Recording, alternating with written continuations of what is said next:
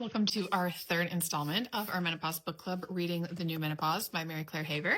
So hopefully we've all had a chance to read chapter 5 at this point, and I felt this was really broken up into main sections. One, first of all, going over the definitions of terminology related to menopause.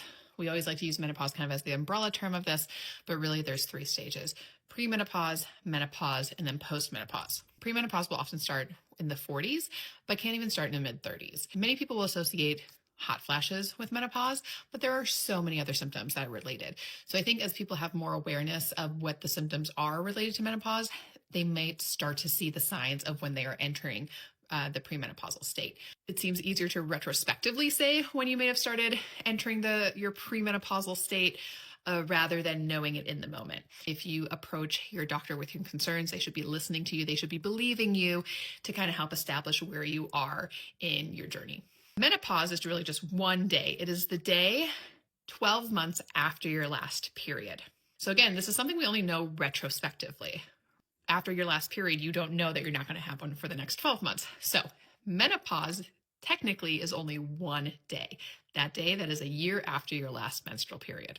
Postmenopause is the time afterwards. And then the second half of this chapter kind of goes into what influences your timeline for going through this menopausal transition. First, looking at things that can affect your natural entrance into this. So your genetics, your cycle history, your race or ethnicity, your body weight, lifestyle things. And one of the things I found interesting was, cigarette smoking. It's been shown that people who smoke cigarettes will enter menopause about a year earlier than non-smokers.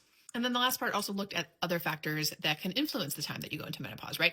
So things like surgical menopause. If you have your ovaries removed, that thrusts you into menopause immediately because you've taken your estrogen producers away. But even things like a hysterectomy, right? So hysterectomy, it notes that people who have had a hysterectomy will enter kind of the menopausal transition about 4.4 years earlier than those who don't have a hysterectomy, which would be the removal of the uterus. But because the blood supply to the uterus and the ovaries are so connected, going through the surgery of having the uterus removed, it can have a negative effect on the blood supply to the ovary. So that's a thought process as to why that might be happening. So that was chapter 5. I'd love to hear from you guys, what you learned, what stood out to you about the definitions of menopause, about the factors that influence it.